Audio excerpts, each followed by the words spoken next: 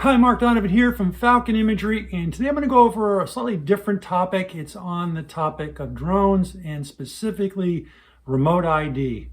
This is a new rule and regulation that went into effect earlier this year, and I want to discuss what it is, what it's about, and why it makes our national airspace safer.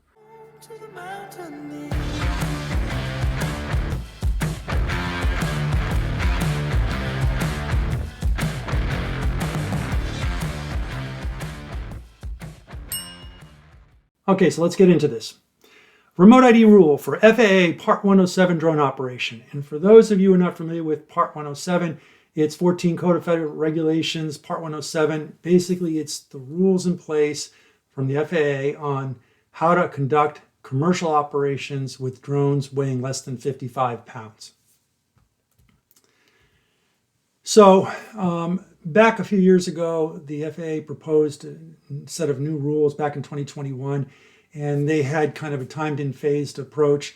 And one of the more recent ones that went into effect was remote ID. It went into effect earlier this year. And basically what it is it's a digital license plate for your drone.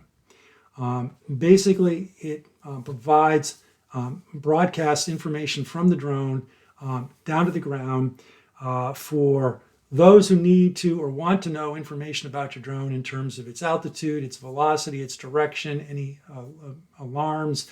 But in addition to just providing information about the drone, it also provides information about the control station where you're actually operating the drone from.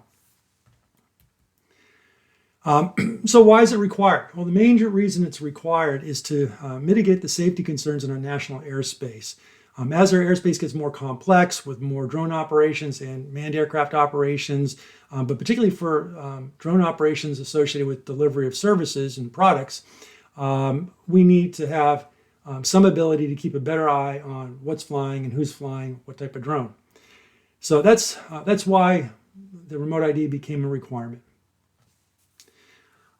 So when you're flying these drones today, whether you're flying commercially or even non-commercially, this remote ID has to be operating on the drone. Otherwise, you can't even get it off the ground.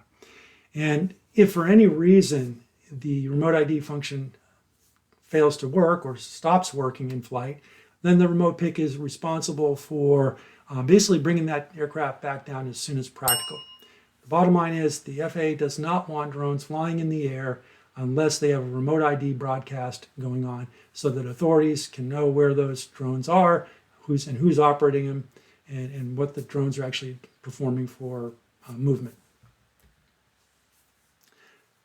So the SUA serial number must be listed on the FAA accepted declaration compliance document that comes with the drone. So when you buy a new drone today, there'll be this type of declaration of compliance document within the packaging that says that this particular drone, model number, serial number, is acceptable for flying in our national airspace because it has an operating remote ID.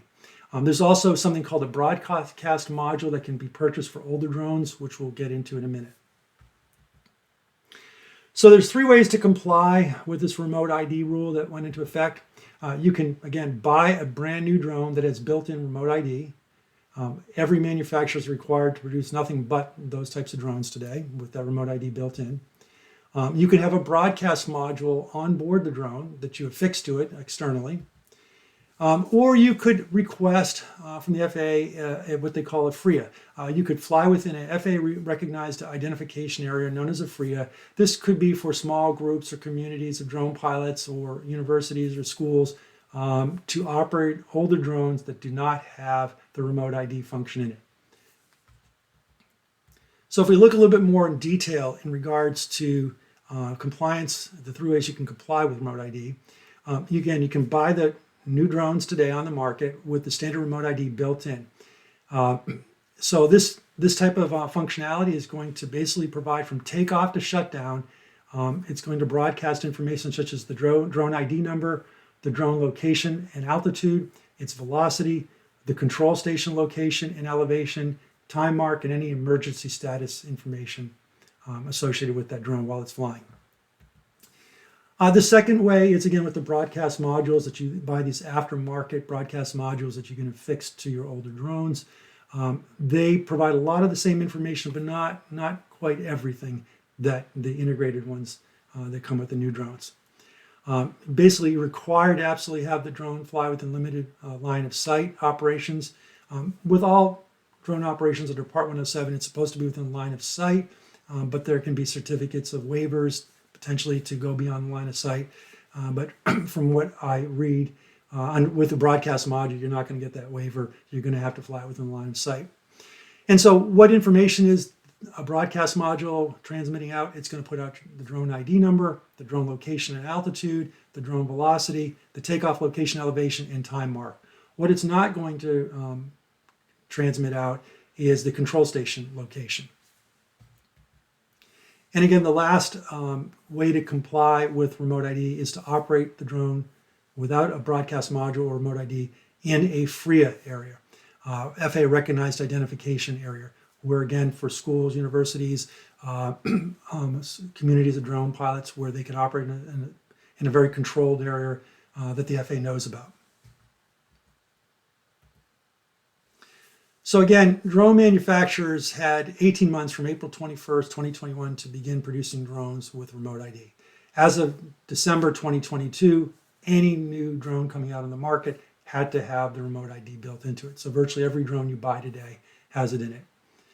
And if there was any question of what drones were compliant to the remote ID, there's a FAA.gov website that has a document file that lists all the drone manufacturers and drone model numbers that were compliant. So this is the big one. The consumers, as of March 16th, 2024, were no longer able to fly drones without the remote ID functioning on their drone, whether it be they've purchased a new drone with the remote ID built in, or they were using older drones with the broadcast module fixed, or just operating in a FRIA zone. So bottom line is you can't launch a drone off the ground legally without remote ID working in the drone today. Some drone manufacturers were able to do just firmware updates for remote ID compliance. I was able to get that in one of my drones, my Mavic 2 Pro, but an older Phantom 4 Pro, I was not able to get a firmware update. So I need a broadcast module for that particular drone.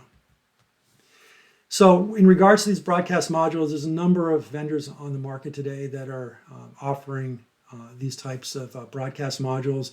A couple that come to mind are Drone Tag Mini for multiple drone aircraft, and then there's a Blue Mark beacon that's dedicated to a single aircraft. And I put a few links in here for other manufacturers of these broadcast modules. I assume these broadcast modules will be relatively short-lived. Over the next few years, people will definitely migrate to newer drones, and when they do, that feature will automatically be built in. So that's a quick summary on remote ID associated with drone operation. Basically, you can't get a drone launched off the ground without having it functional. And if it fails in flight, you're supposed to get that drone down as soon as practical. Remote ID is akin to ADS-B, Autonomous Dependent Broadcast Surveillance technology that's in aircraft today. That rule went into effect, I think, January 2020, that in most airspaces, Class Bravo, Charlie type airspace, any controlled airspace, you're really going to need to have ADS-B out on your plane. And it provides the same type of information, the tail number, the aircraft speed, velocity, and time marks, and so on. Again, just like with remote ID, it was meant for providing better safety in the skies for aircraft flying. With ADS-B, that information is transmitted to the ground, but also air-to-air between aircraft that have ADS-B in. Again, to make our sky safer, but also to give authorities the ability to contact anybody that might be violating or the airspace or doing any other type of, let's say, non-legal type of flight in our national airspace. Anyways, hopefully you found this video helpful, and if you did, consider hitting the like button and subscribing to the channel so you get notified on my next video.